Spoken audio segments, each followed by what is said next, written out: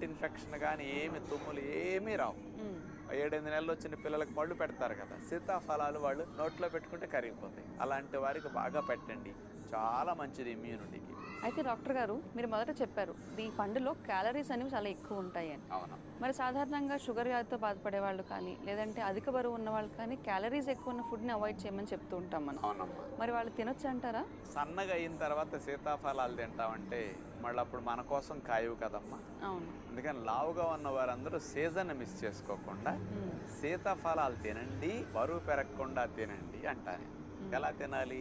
సాయంకాలం మీరు పుల్కాలో చపాతీలో లేదా అన్నమో తింటారు, అవి కట్ చేయండి. ఓకే. 2 సీతాఫలాలు 3 సీతాఫలాలు తినేసి ఏ బొప్పాయి పుచ్చకాయ పొట్ట నింపేస్తే అయిపోయా. అంటే ఇంకొకటి తగ్గించాలి, ఇది తినాలి. షుగర్ వ్యాధి ఉన్న వారు కూడా 3-4 తినకూడదు, కానీ ఒక సీతాఫలం రోజు తీసుకున్నా పెరగదు. వీళ్ళు ఎలా